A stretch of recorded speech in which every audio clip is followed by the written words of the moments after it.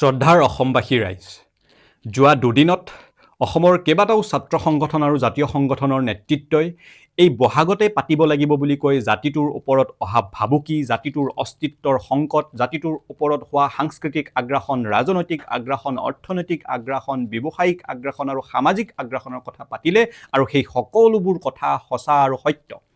কিন্তু এটা কথা আমি আৰম্ভণিতে স্বীকাৰ কৰিব লাগিব যে আজি যে এই ৰঙালী বিহুৰ, গৰু বিহুৰ দিনা, মানুহ বিহুৰ দিনা এই আনন্দৰ সময়ছোৱাত জাতিটোৰ অস্তিত্বৰ সংকটৰ কথা পাতিবলগীয়া হৈছে, আগ্ৰাসনৰ কথাবোৰ পাতিবলগীয়া হৈছে, জাতিটোৰ এই বিপদ আৰু এই অৱস্থাৰ কাৰণসমূহৰ ভিতৰত অন্যতম আৰু প্ৰধান কাৰণ হ'ল একালত এইসমূহ ছাত্ৰ সংগঠন আৰু জাতীয় সংগঠনক নেতৃত্ব দিয়া কিছু সংখ্যক স্বাৰ্থপৰ নেতা, যিসকল স্বাৰ্থপৰ নেতাই জাতিটোৰ লগত কৰা গাদ্দাৰী আৰু অসম মাতৃৰ লগত কৰা প্ৰতাৰণাৰ কাৰণে জাতিটোৰ আজি এই অৱস্থা।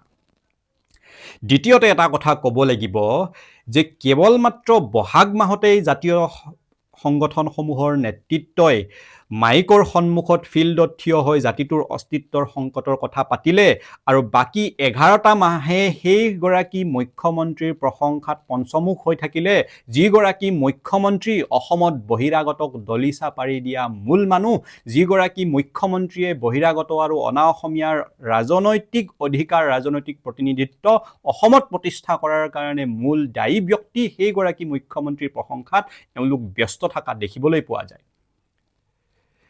আৰু এটা কথা এইখিনি সময়তে কৈ থব লাগিব যে অসমৰ মানুহে নিজৰ তেজ আৰু নিজৰ আবেগেৰে এইবোৰ সংগঠন গঢ়ি দিছিলে। সেইকাৰণে আমি আৰম্ভণিৰ পৰা কৈ আহিছোঁ যে আমাৰ ছাত্ৰ সংগঠন আৰু আমাৰ জাতীয় সংগঠনবোৰ সদায় মহান, কিন্তু এইসমূহ ছাত্ৰ সংগঠন আৰু জাতীয় সংগঠনক নেতৃত্ব দিয়া প্ৰতিগৰাকী নেতা সকলো সময়তে মহান নোলাবও পাৰে আৰু তাৰ উদাহৰণ এইখন অসমতে আছে।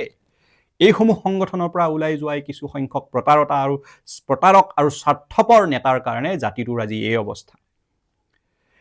এটা কথা আমি সকলোৱে স্বীকাৰ কৰিব লাগিব যে জাতীয় সংগঠন আৰু ছাত্ৰ সংগঠনৰ নেতাসমূহক অসমৰ ৰাইজে সাহসী হোৱাটো বিচাৰে, দম থকাটো বিচাৰে। যেতিয়াই কথা কয় শাসক গোষ্ঠী কঁপি থাকিব লাগিব। বিশ্লেষক ৰাইজে বিচৰা নাই, তৰ্ক প্ৰতিযোগিতাত ভাগ ল'বলৈ অহা ছাত্ৰ ৰাইজে বিচৰা নাই।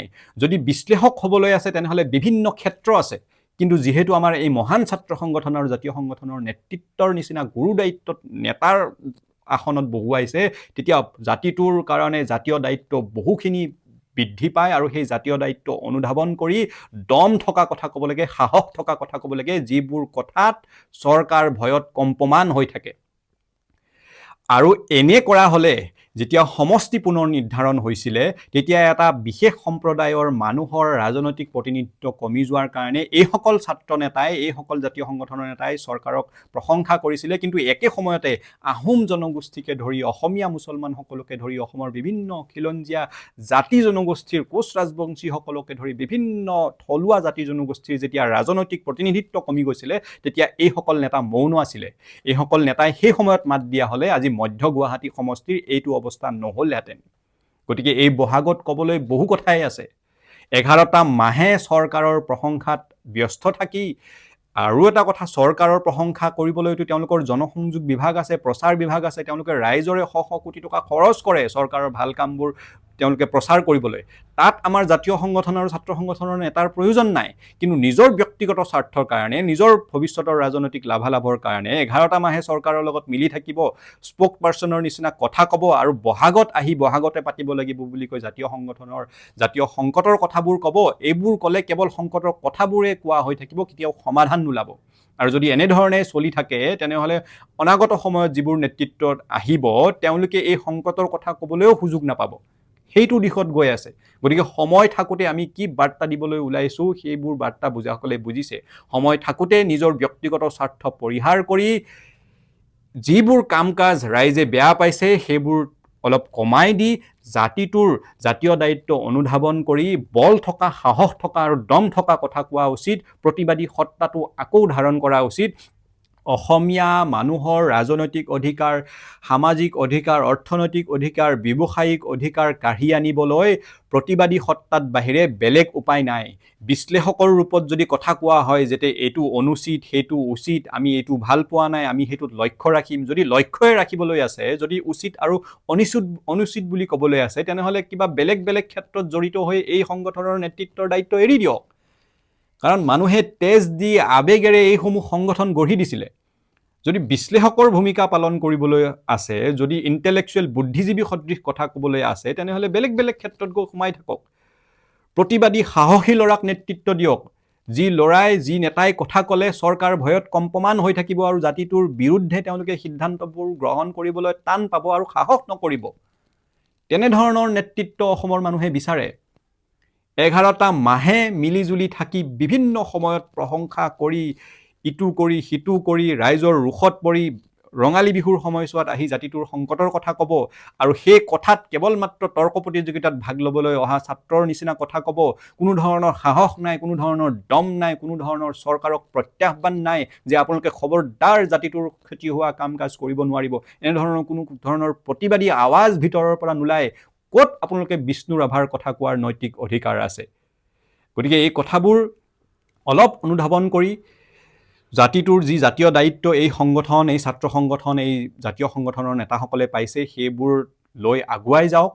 সময় থাকোঁতেই সকলো ব্যক্তিগত আৰু ভৱিষ্যতৰ স্বাৰ্থৰ কথা পৰিহাৰ কৰি প্ৰকৃতাৰ্থত এই সংগঠনৰ বল থকা আৰু সাহস থকা নেতা হিচাপে নিদৰ্শন দাঙি ধৰি জাতিটোৰ হকে কাম কৰি আগুৱাই যাওক।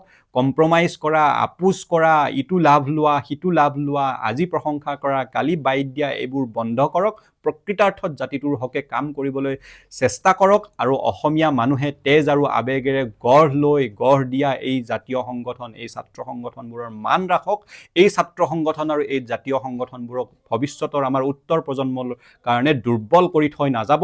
ইতিমধ্যে ইতিহাসৰ আটাইতকৈ দুৰ্বল অৱস্থাত আমাৰ এই সংগঠনসমূহ আছে, যি সংগঠনসমূহৰ নেতৃত্বৰ কথাত আমি সাহস দেখা নাপাওঁ, প্ৰতিবাদী সত্তা দেখা নাপাওঁ, দম দেখা নাপাওঁ, যাৰ কাৰণে চৰকাৰে বহু ক্ষেত্ৰত সুযোগ ল'বলৈ আৰু বহিৰাগতক দলিচা পাৰি দিবলৈ তেওঁলোকে সাহস পাইছে। মধ্য গুৱাহাটী তাৰ উদাহৰণ। বিভিন্ন ক্ষেত্ৰত আজি অসমীয়া যুৱতীক চোঁচৰাই নিয়া কথা ওলাইছে, আজি অসমীয়া ল'ৰাক কাণত ধৰাই আঁঠু কঢ়াই মাৰপিট কৰা কথাবোৰ ওলাইছে। গতিকে এইবোৰ যদি অনাগত সময়ত ৰোধ কৰিব লাগে, আগ্ৰাসন ৰোধ কৰিব লাগে, তেনেহ'লে আমাৰ ছাত্ৰ সংগঠন আৰু জাতীয় সংগঠনৰ নেতৃত্বই সঁচা অৰ্থত কেৱল মাত্ৰ বহাগতে জাজেছ ফিল্ডত মাইকৰ সন্মুখত জাতিটোৰ অস্তিত্বৰ সংকটৰ কথাবোৰ বিশ্লেষক আৰু কিবা তৰ্ক প্ৰতিযোগিতাত ভাগ লোৱা ছাত্ৰৰ নিচিনা নাপাতি দম থকা, সাহস থকা নেতা হৈ চৰকাৰৰ চকুত হৈ প্ৰতিবাদী সত্তাত ধাৰণ কৰি নিজৰ অধিকাৰ কাঢ়ি আনাৰ সেই প্ৰতিবাদী সত্তা আৰু সেই প্ৰতিবাদ গঢ়ি তোলক। তেতিয়াহে জাতিটো বাচিবগৈ। সদশেষত সকলোলৈ ৰঙালী বিহু আৰু অসমীয়া নৱবৰ্ষৰ শুভেচ্ছা। ধন্যবাদ। জয় আই অসম।